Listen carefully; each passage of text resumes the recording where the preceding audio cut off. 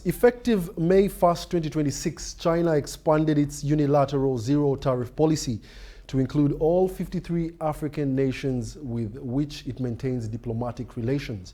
While Uganda, as a least developed country, has technically enjoyed duty-free access for 100% of its tariff lines since December 2024. This expansion marks a critical shift in the trade landscape. Let's take a look, because I had a chance to interact with some of these stakeholders. The inclusion of non-least developed countries like South Africa, Nigeria, and Kenya means that Uganda's previous advantage has effectively ended. This development creates preference erosion, where Uganda must compete on equal terms with other developed African economies that possess superior industrial capacity and infrastructure. At least 7 to 8% of Ugandan coffee is exported with value addition, meaning that over 90% is exported raw. For Uganda, the primary challenge is moving to a value-added metric. Our share of exports to the China market is just about 0.1% from the African continent. We're exporting about $140 million to the Chinese market out of the total of $123 billion that the continent of Africa exports to the China market. We need to make sure that we export more value out of the volumes. To remain competitive in the $21 trillion Chinese consumer market, Uganda must reduce its domestic production costs, targeting lower rates for electricity and water to match the president's goal of 5 cents per kilowatt hour. But as the current implementation window is a test phase set to conclude on April 30th, 2028, it will give African nations like Uganda a limited time to prove that they can meet Chinese demand standards. Trade negotiations make trade possible. It is the private sector that make trade happen. As I've said, we negotiate the rules of origin to make sure that they are friendly. We negotiate the tariff liberalization. We negotiate the removal of non-tariff barriers. There are SPS, sanitary and phytosanitary arrangements to ensure that there is that good environment for trade. In short, we take the horse to the well, but we cannot force it to drink.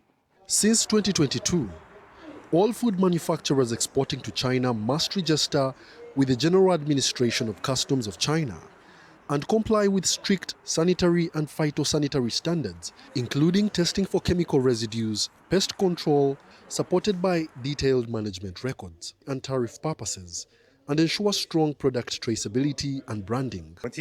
We conducted advanced analysis of trade with the 53 African countries with which we have diplomatic ties, put together a list of key commodities such as copper, and identified companies eligible for preferential treatment to help those companies seize opportunities to expand imports from Africa. The Ugandan government is supporting this transition by attaching dedicated trade attachés to missions in China to improve market intelligence and facilitate buyer-to-buyer connections. Wadulo Arnold Mark for UBC News.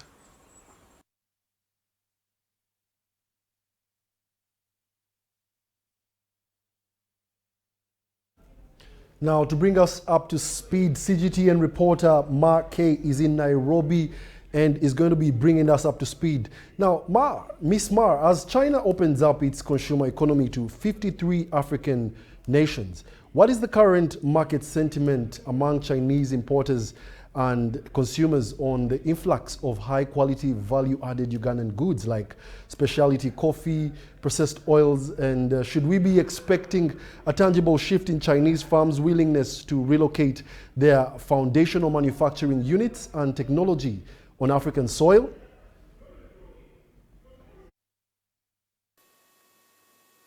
Thank you, Mark. So first of all, on market sentiment, both consumers and importers in China are responding positively. Chinese consumers are increasingly looking for high-quality specialty products. For example, Ugandan coffee. So according to official statistics, Uganda's coffee exports to China reached $62 million last year, which nearly doubled from the year before. And just last month, at a trade event in Shanghai, Ugandan coffee was showcased alongside tea and dairy products, specifically targeting China's hospitality and retail sectors. So the demand is real. On the importer's side, the zero-tariff policy gives them a direct cost advantage.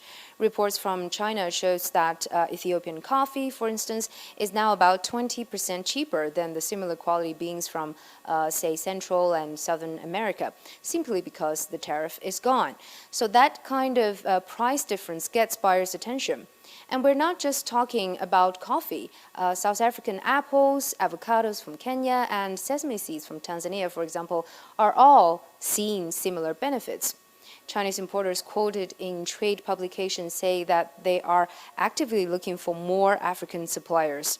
There's this coffee trader in China who we talked to, told us that he plans to increase his coffee bean imports by 15 to 20% this year, reaching 1,200 tons.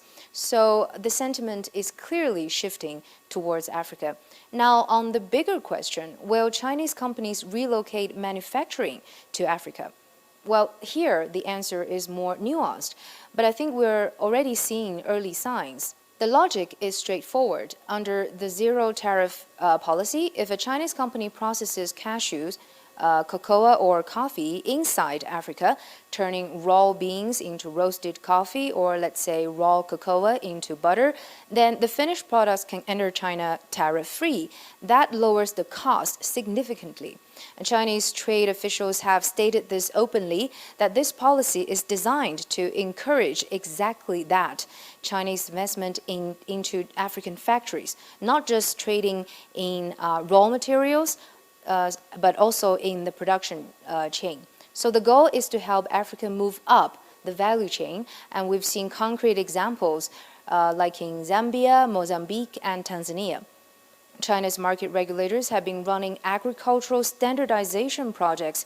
They have published over 300 standards and training manuals, trained more than 2,000 local agricultural workers and farmers, and in the demonstration zones, crop yields have increased by 15%. So my take is this, the market sentiment is strong and growing. The manufacturing shift is now guaranteed, but the policy creates a real financial incentive. Whether that incentive turns into factories on the ground depends on both sides. Whether China follow through with investment and technical support, and whether African countries improve their business environment to attract that capacity.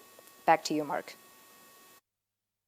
Thank you, Ma. We really do look forward to those developments as they unfold.